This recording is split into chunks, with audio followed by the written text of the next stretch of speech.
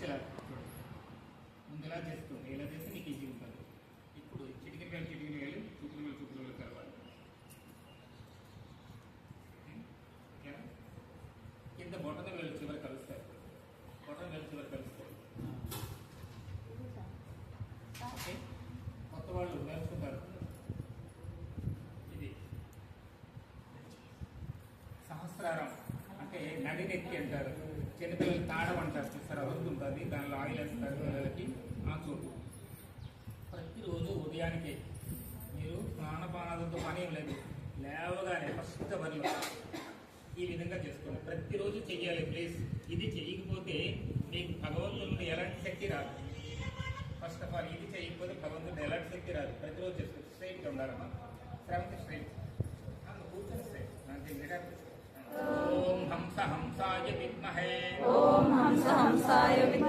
పరమహంసాయ ధీమహి తన్నో హంసః ప్రచోదయాత్.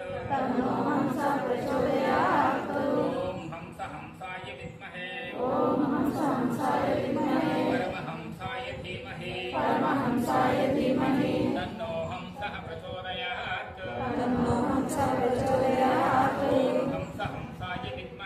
ఓం హంస హంసాయ విద్మహే పరమహంసాయ ధీమహి తన్నో హంసః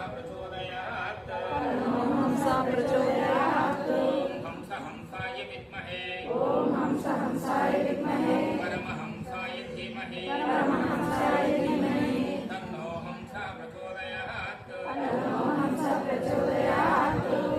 ఇది ప్రతిరోజు చేయాలి. ప్రతిరోజు చేయకపోతే మీకు ఏమీ అవ్వదు. ఎందుకంటే గురువు గారిని ఏమేం చేస్తున్న సాధనలు సక్సెస్ అవ్వడం లేదు. మేము వ్యాపారం చేసి అవ్వడం లేదు. మేము ఇది అనుకుంటున్న అవ్వడం లేదు. ఎందుకు అవుతుంది? ఆల్రెడీ లాక్ అయిపోయింది. అన్లాక్ చేసుకుంది. ప్రతిరోజు అన్లాక్ చేసుకోండి. మీకు ఎప్పుడో చెప్పాను, కానీ ఎవరికి ఫాలో అవ్వదు. దీక్ష తీసుకోవడం సంబరం కాదు, దీక్ష కొనసాగించడం సంబరం. కంటిన్యూస్ అవ్వాలి. ఏదైనా మంత్రం గురువు నుండి తీసుకుంటే పుస్తకాల్లో ఏవో చదివిస్తారంటే అది ఎంతకంతే. గురువు నుండి మంత్ర దీక్ష తీసుకుంటే దానికి మనసా వాచ కర్మణ కట్టుబడి ఫాలో అవ్వాలి. అయితే నేను చెప్పొచ్చు, గురువు గారు మా జీవితంలో చాలా సమస్యలు అండి. జీవితంలో చాలా సమస్యలు, తప్పుకోలేనివి, వారవలేని సమస్యలు. ఈ బాధలను మేము ఎలా బయటపడేది అని నేను చెప్పచ్చు. దానికి గురువు గారు అప్పుడప్పుడు ఏవో సొల్యూషన్ చెప్తారు.